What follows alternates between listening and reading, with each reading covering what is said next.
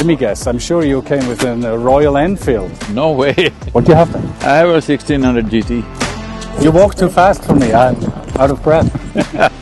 Where would you rate us? You're somewhere around 7, 8. Who has a 10? 10 is in those places where there is nobody. It is the quality of the soil in the mountains which is making it look the way it is. We're all big train lovers. I would prefer a motorcycle to a train. If there is no element of danger, I can't live. You have a favorite type, like cruisers or… No, I normally ride adventure motorcycles. I'm going to take you with my Harley for one day.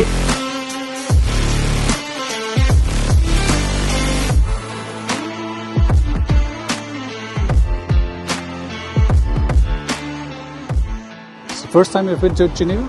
No, I've been here many times. You have been? Always short trips, longer trips? Always short trip. One day in, one day out. Ah, it's a pity. Have you been to other parts in Switzerland? I've been to Davos, of course. Of course, yeah.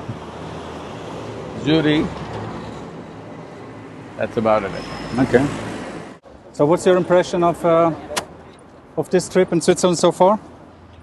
Well, all the events have gone very well. We had an event with Economic Forum, we had UN events, we had an event with the Indian Permanent Mission here for the UN. So, 5 events in a day, so everything went well, so… Excellent, I'm glad we have good weather, but you don't seem to get to see the place so well. It's a tough agenda, it seems, right? That is part of my life. Wherever I go, I travel all over the world, everywhere, only one day in and one day out. All right. So you never really get to enjoy the place? I enjoy it just for one day. Just for one day? It's a short place. I heard you've been to Labo yesterday, right? To this lake area. Oh yeah, on the way up here we went there. It's a UNESCO World Heritage. Simplon Pass, that is a fantastic terrain, huh? You've done it all by bike? Yeah. Let me guess, I'm sure you came with a Royal Enfield. No way. No way! Such a beautiful machinery, don't you think? No. It's not trustworthy enough? It may be reliable, but no, it doesn't have the necessary. All right. What do you have then? I have a 1600 GT. Oh, nice. Well, this is water, but we're here to talk about soil, not water. I thought, you know what, when the first time heard about your initiative, I thought it is actually brilliant. I mean, the climate change and all this is a very important topic, and everyone focuses on the air, obviously, on the temperature, obviously, and on water. But it seems that the earth, the soil, has not really been an issue. Oh, it's the most serious issue. For some reason, everybody's been avoiding it. If temperature is the issue, well, in this country you may not understand. If you come to a tropical country, you stand in the hot sun for an hour, then go under the tree shade, you will understand what's climate change, right there. Well, we see it sometimes with the glaciers and with the snowfall, but you're right. I mean, of course, it's a discomfort, but it's not an existent threat. That's probably a difference. So, this is something that we are not attending to in the last 1,000 years. Photosynthesis, which is the basis of our life here. Because before photosynthesis started, somewhere around 1 billion years ago, they say, the Earth's oxygen, the atmospheric oxygen content was only a shade over 1%. Today it is 21%. Only because of that we are all here, all this complex life has happened. But in 1,000 years' time, the drop in photosynthesis is around 85%. That's massive. You just look at the world. Everywhere either the land is plowed or paved. The land needs to have some kind of green cover, either a crop or grass or bush or weeds or trees or whatever. Green leaf is photosynthesis. That is, it's capturing carbon, making carbon sugars, passing it on to the other creatures in the soil, and at the same time breaking carbon dioxide and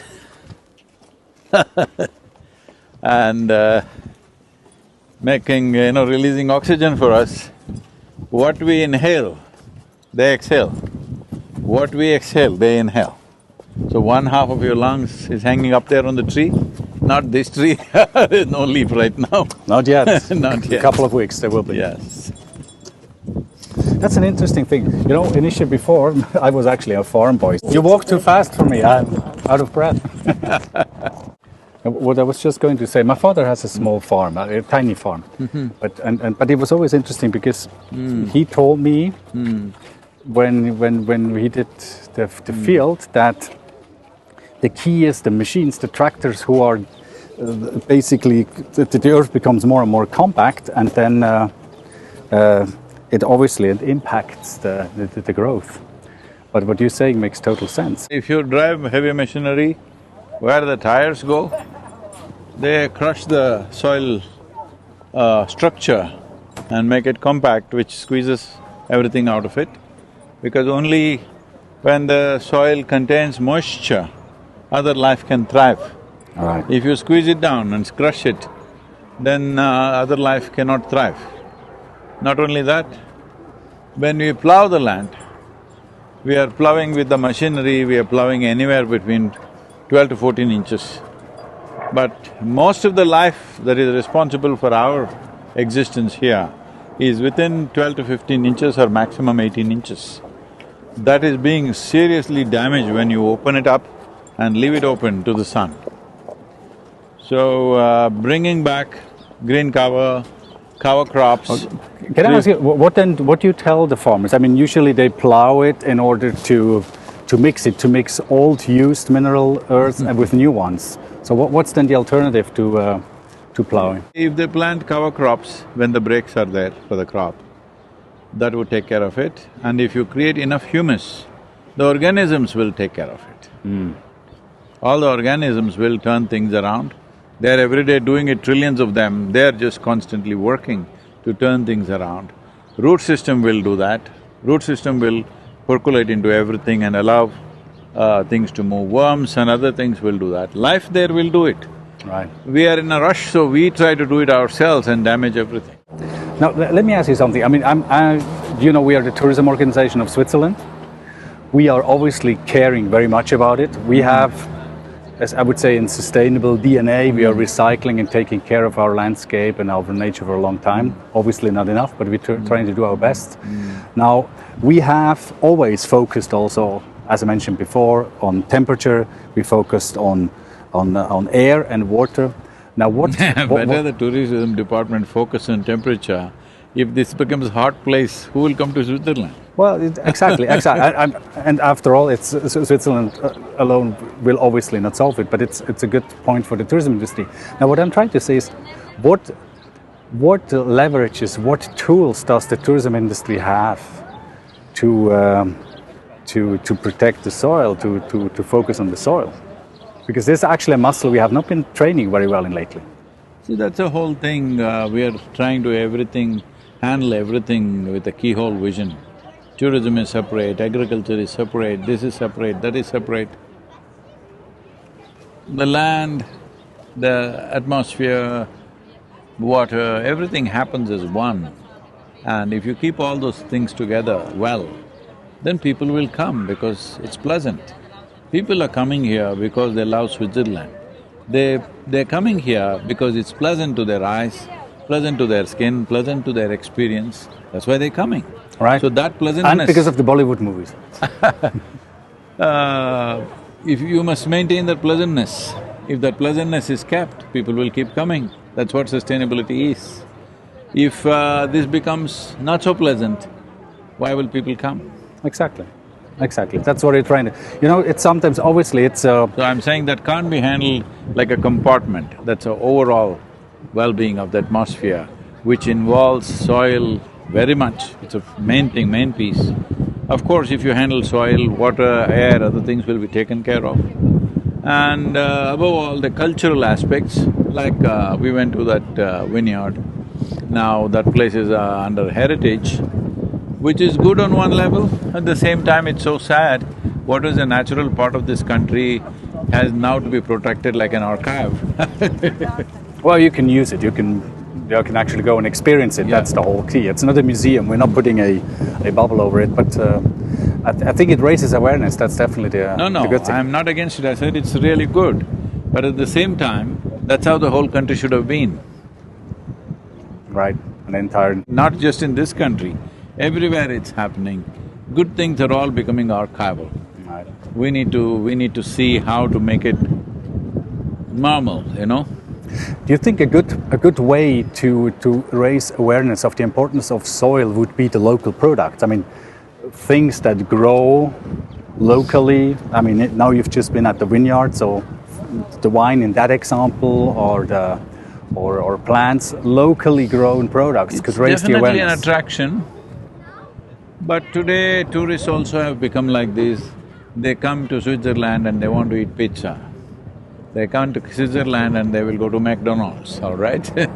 So… Less and less, luckily, we realize, less and less. Because the culinary experience becomes more and more important. So it's very important that the local experience becomes strong enough and in some way international enough so that this kind of standard stuff that is available everywhere doesn't take over.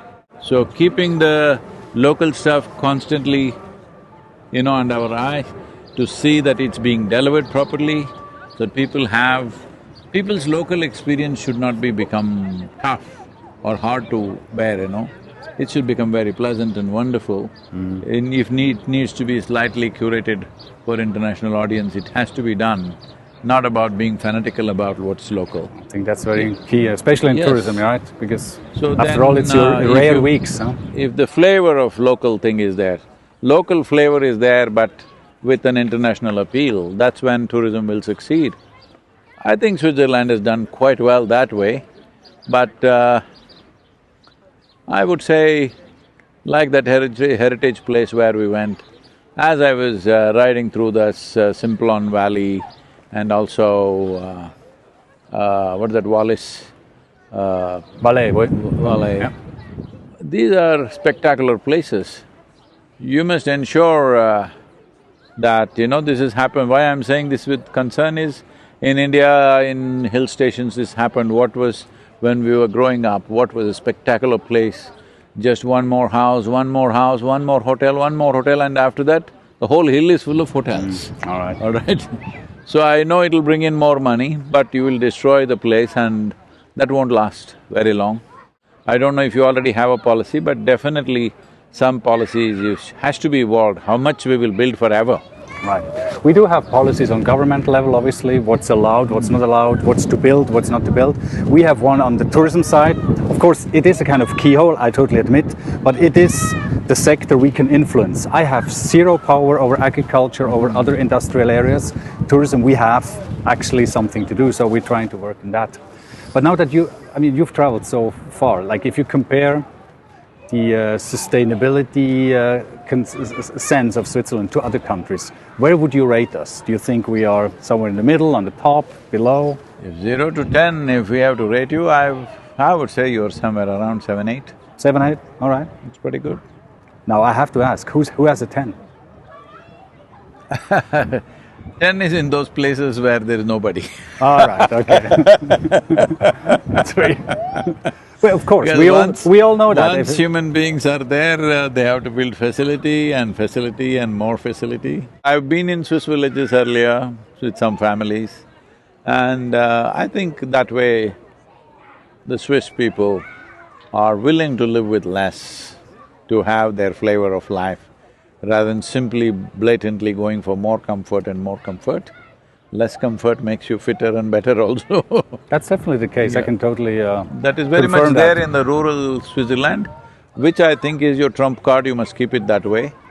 As your young people travel to other countries, especially if they go to America and other places and come back, they will expect that kind of thing that they can drive into their bedroom. Right.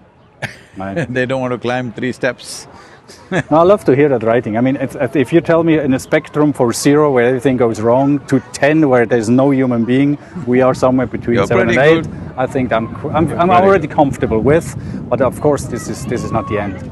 We have actually a program. We have a program. We call it Swisstainable. It's a merge of Switzerland and sustainable, and it is not just a marketing line. It is actually we want to. That should be the vision. it should be the wish, and of course people need to know about it, but we want to have several thousand tourism providers who are going to follow that movement, and that movement means that to pay very, very much attention to that. And again, I have to say, I think that the topic of soil has not really caught our attention so far. So I think your trip has already you must bring it into your attention, because it is the quality of the soil in the mountains which is making it look the way it is. That's correct. If that goes away, it won't look like that. Right. Well, you have snow-capped mountains, that's a different thing. The snow-capped mountain looks beautiful only on top of the green slopes. It's just like that, it's bare and snow-capped, that won't look nice. Yeah.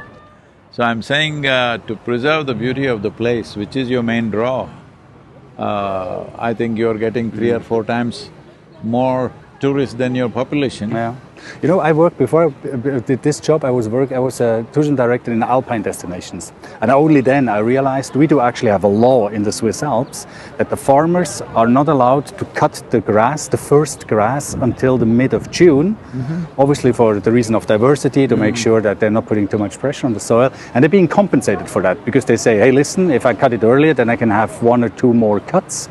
And they're being compensated for that. So that's, I liked that Just idea. the visual pleasure of the tourists, because that's on top. they're more in number than the population. Yeah, of course, of course. So I think bringing the population's cooperation into tourism is most important. See, right now a certain segment of tourists are coming.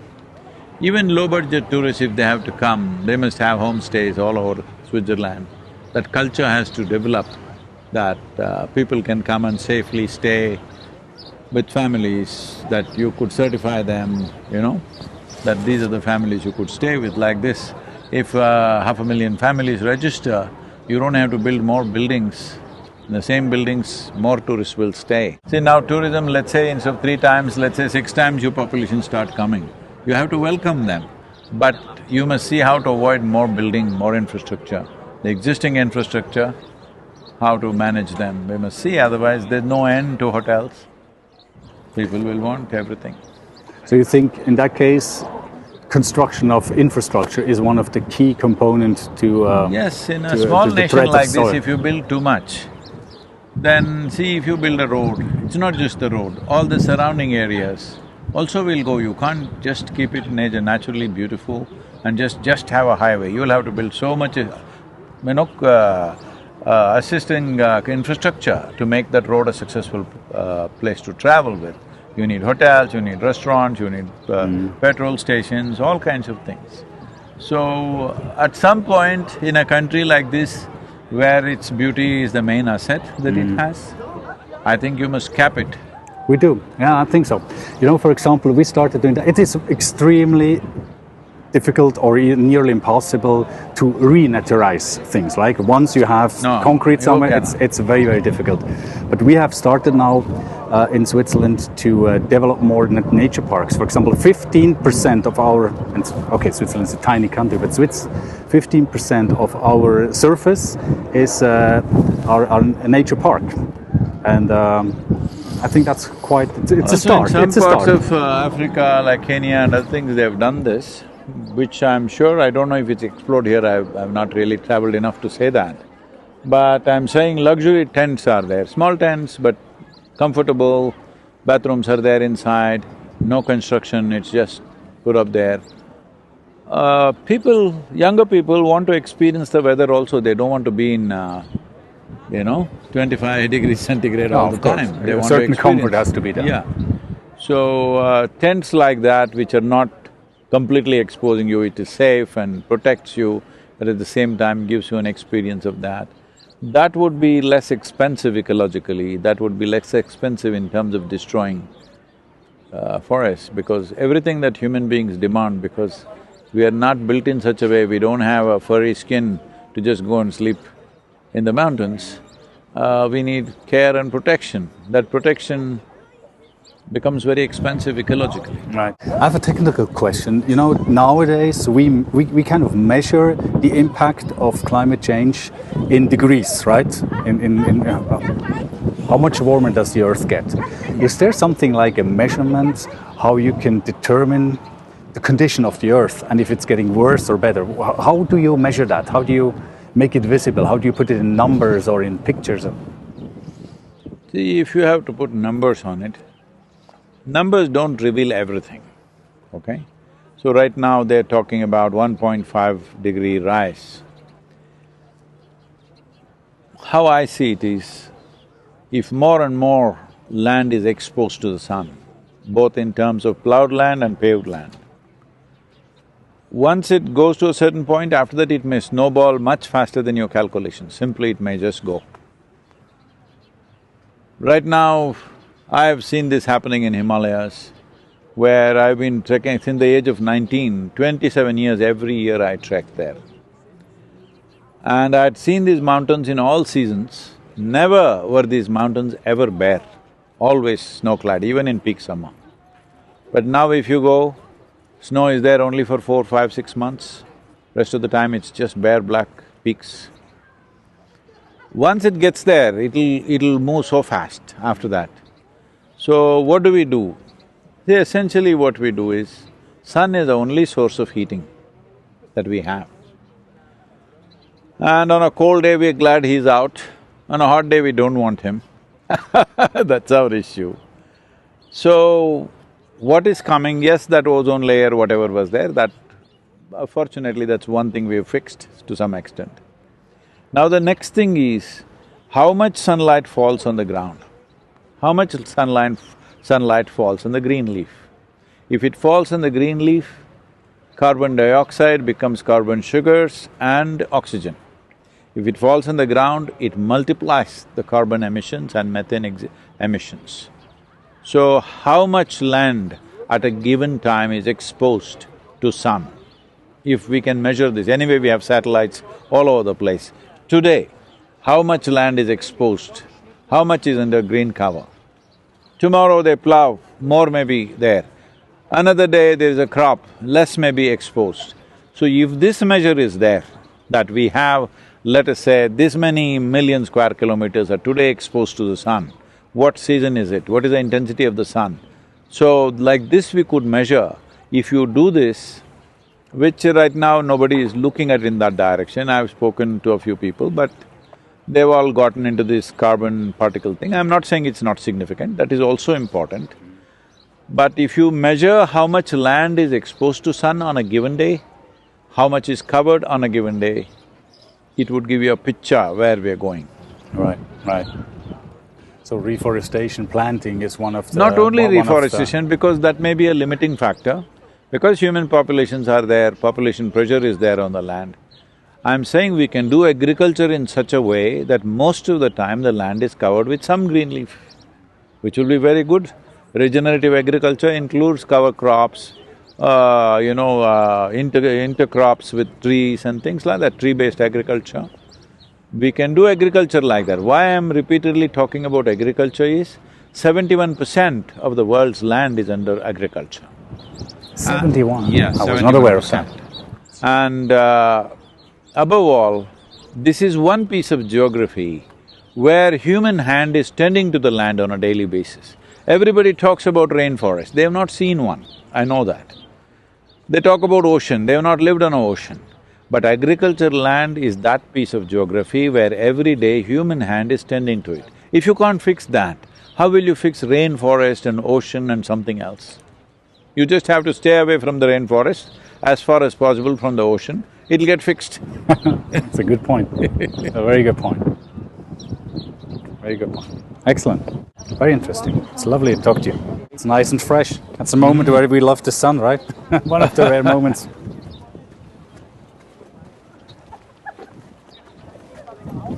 What's your next station? Where are you heading from here? Tomorrow morning I'm leaving for Fontainebleau, is that it? How do you say it? Fontainebleau, yeah. Fontainebleau? That's just outside Paris? So yeah, I'm speaking at the university there, and in the night I'm riding to the Paris. It's a beautiful place, it's nice.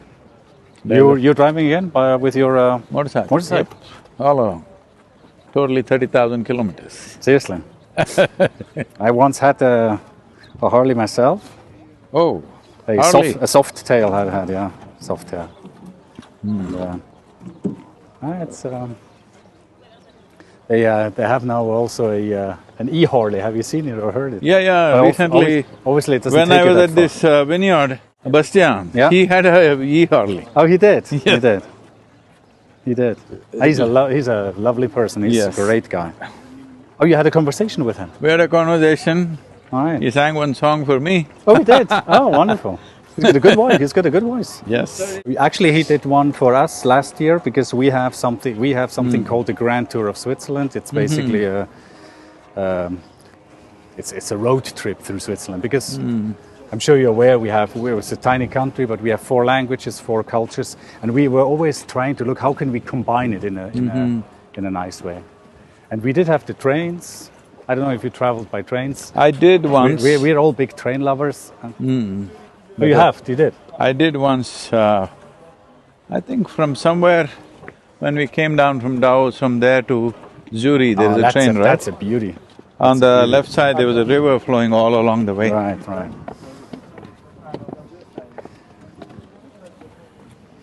Now, traveling through the Swiss mountains on a train is just fabulous because you feel so protected. You know, you have the mountains out there. But I mean, you have the same thing also in the north of. I would prefer a motorcycle to a train. You do? Because when you're out in the mountains, nothing like a motorcycle. Has that always been your passion, or is that something you have discovered later? Early on, when I was very young, I crisscrossed India on my motorcycle. Ah, really? But tell me, is it safe? Because I have to say, I mean, I told you, I lived for almost a year in Mumbai. If it's safe, why would I do it? And I felt not safe, to be honest. You didn't get me. If it's safe, why would I do it? Oh, okay. If there is no element of danger, I can't live. And you had always been lucky. You had always. I rode for about literally 4.5, 5 years. I lived on a motorcycle at one time. All right. After that 32 years, I never touched a motorcycle, not even thought of one. But now, about 5 years ago, we were doing this rally for rivers. When I went to Bangalore, in that area everybody knows about my motorcycling past. So somebody brought one motorcycle and said, Sadhguru, why don't you ride? I said, over 30 years I have not even touched a motorcycle, how am I going to ride? Then I went and sat on it. I realized I haven't lost a day. It's like riding a bike. I haven't lost a day. Since then I've been traveling everywhere on a motorcycle, last 5 years. Do you have a favorite type? You have a favorite type, like cruisers or… No, I normally ride adventure motorcycles. This is like a sports tourer, what I have. This is very long distances. Right. Especially, this is my motorcycle from United States. So there the roads are such… So that bike actually travels with you? Only for this Oh, event. for this one here, okay. But it's not the one you have in India, which you flew over? No, this is from US I brought it. Oh yeah, okay. Yeah, in US we have a large center. Ah, right, okay. Do you notice any difference when you ride in Europe? Well, obviously from England to Europe you hopefully noticed one difference. I have no issue with right and left because I always go from India to United States and just… when I get off in the airport, I either ride or drive, so I have no problem with that right-left. So, next time you come here, I really hope you have more time than just one day. I'm going to take you with my Harley for a one-day… Don't make me ride a Harley. No, me on my Harley, because we're going to take a one-day trip. Just give me 1 day of your time, or half a day, and I'm going to show you a wonderful pass, because we have the Gotthard Pass. In the middle of Switzerland, we have a pass which is actually separating the north from the south. It's called the Gotthard. We have a long, long tunnel going through it. But we have a beautiful, windy, serpentine road. It's the classic. It's called the Tremola. Why would I like to do that on a Harley, man? No, not a Harley, on yours. I'm Yes. saying, I was just saying that I accompany with on my Harley. Let's get an Africa Twin or something. Yeah, that's a good choice too. That's a good choice too. This, well, we're talking about soil, but there we have a wonderful, it's called the jet d'eau, the Jet d'eau. water, the jet d'eau, the French word for water jet. And I think I learned a lot about soil. I'm really happy that Switzerland Tourism learned a lot from this part, and we're definitely going to pay more attention to this. And And I think this is going to bring us very much forward. Thank you so much, Sadhguru. Don't kill the nation with too much modernity, keep it as it is, because that's what will be most valuable in future. Everybody will be tired of gadgets and zoomy cars and everything. People will want something where they can feel the soil, they can feel the land, they can feel the water. That's what will be valuable for the future, because everywhere else everything will be there. If we go that way in the name of development, I think that will last for 25-30 years, and after that it'll go down. Sustainability, if you're talking, Swiss-tainability. Swiss-tainability. So maintain the Swiss flavor. Will do. Thank you so much. Thank you. Excellent, thank you. Wonderful.